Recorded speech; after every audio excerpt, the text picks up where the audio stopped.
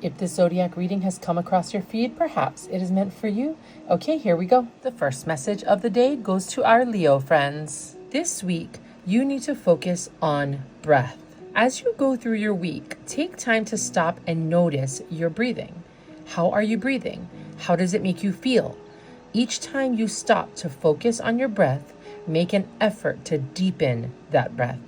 How does breathing deeper make you feel? Do you feel more peace when you do so?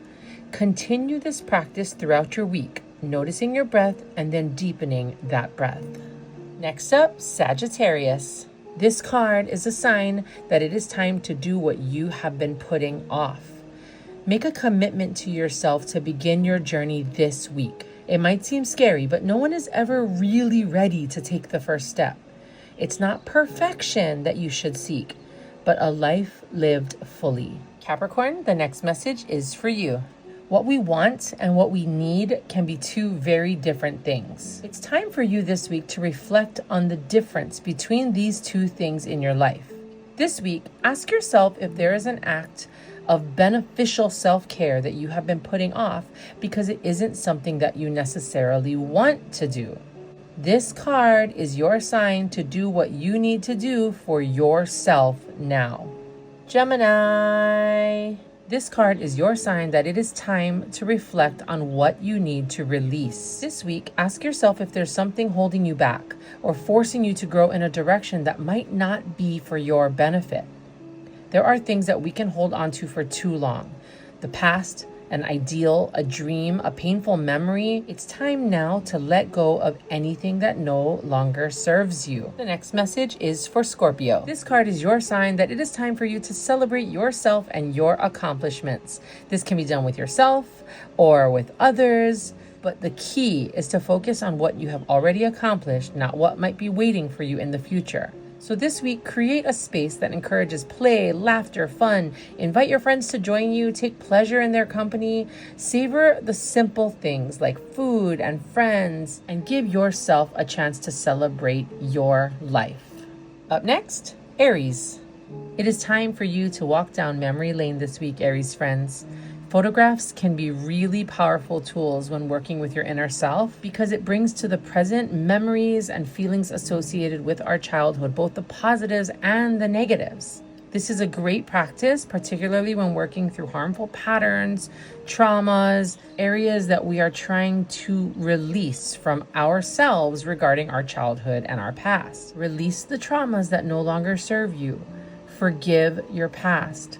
This is the only way for you to really move forward into a very positive space that can finally release any old triggers and things that cause you pain. Libra friends, this next message is for you. So this week, think about the word worthy. What do you feel when you hear the word? Is there anything you feel you're not worthy of? What do you seek outside of yourself to make yourself feel worthy? Is there anything you do feel like you are worthy of? Is there something that your inner self might need to hear about your worth? What are some statements you might have wished to hear as a child about your worth? Practice speaking statements of worth to yourself this week. Taurus. This card is your sign that it is time to utilize the word no more frequently in your life. Something that would be helpful to you this week is to understand what drains you. What depletes you or makes you feel used, particularly after you've said yes to something. We say yes for a lot of reasons, but you have to know that you deserve the right to say no. Saying no can be an act of self-care all by itself. Pay attention to setting some boundaries for yourself this week. The next message is for Pisces. You need a lot of healing this week, Pisces friends. Along a healing journey, it can actually be really helpful to write letters to your inner child. This card is your sign that it is important to write yourself a letter and listen to your intuition. If there are specific things your inner child needs to hear, like that they are worthy or special or forgiven, now's the time to tell them so.